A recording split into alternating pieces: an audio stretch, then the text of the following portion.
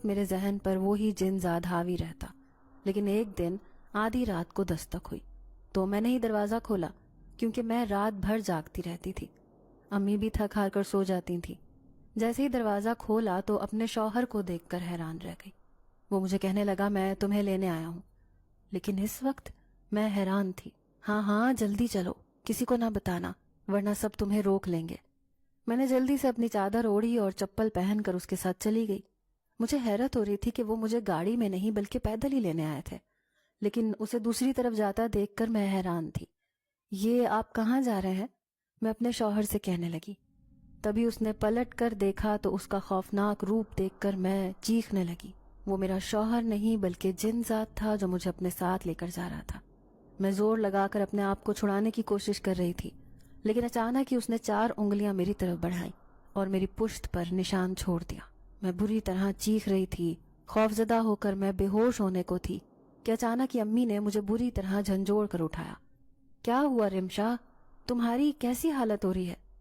وہ بری طرح پریشان تھی۔ امی وہ مجھے اپنے ساتھ لے جائے گا، دیکھو مجھے اس کے ساتھ نہیں جانا، اس نے پھر سے میری کمر پر وہی نشان چھوڑ دیے ہیں، یہ دیکھیں۔ آپ جب بھی میں نے اپنی گردن پر بنے ہوئے اس کی 4 انگلیوں کے نشان دکھائے تو امی خوف سے دہل کر رہ گئی۔ امی کہنے لگی رمشا تمہاری کمر پر تو سچ مچ کے 4 انگلیوں کے نشان بنے ہوئے ہیں۔ بظاہر میں نے خواب دیکھا تھا، لیکن ایسے لگ رہا تھا جیسے یہ سب حقیقت میں ہوا ہے۔ لیکن دوسرے دن وہ جن ذات بہت بے چین تھا۔ مولوی صاحب اس کے اوپر ایک خاص عمل کر رہے تھے، پھر وہ میرے سامنے دکھائی دیا۔ آدھی رات کا وقت تھا، میں اکیلی اپنے کمرے میں سو رہی تھی جب وہ میرے سامنے آیا۔ اس کی شعلہ بار نگاہیں میرے وجود کو گھور رہی تھیں، جبکہ میں خوف سے کانپنے لگی۔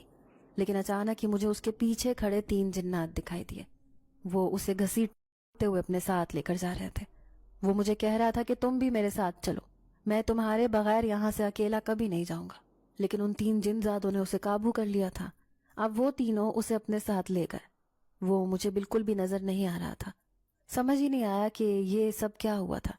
لیکن دوسرے دن میری طبیعت میں بہت بدلاؤ آ گیا تھا، میں اچھا خاصا سکون محسوس کر رہی تھی۔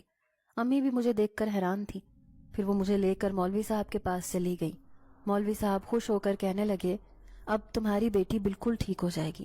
کیا مطلب ہے مولوی صاحب؟ امی حیران تھی۔ دراصل میں نے اس کے شہنشاہ جنات سے بات کی ہے۔ جب میں نے اسے بتایا کہ یہ نیک لڑکی تو کسی کو ستا رہا ہے تو وہ غصے سے آگ بگولا ہو گئے۔ کہنے لگے میں ابھی اپنے طاقتور 3 جنات بھیج کر اس لڑکی کی جان بچاؤں گا اور اس جن ذات کو دوبارہ قید میں ڈال دوں گا، کیونکہ پہلے بھی اسی حرکتوں کی وجہ سے اسے قید کیا گیا تھا۔ وہ شہنشاہ جنات نہایت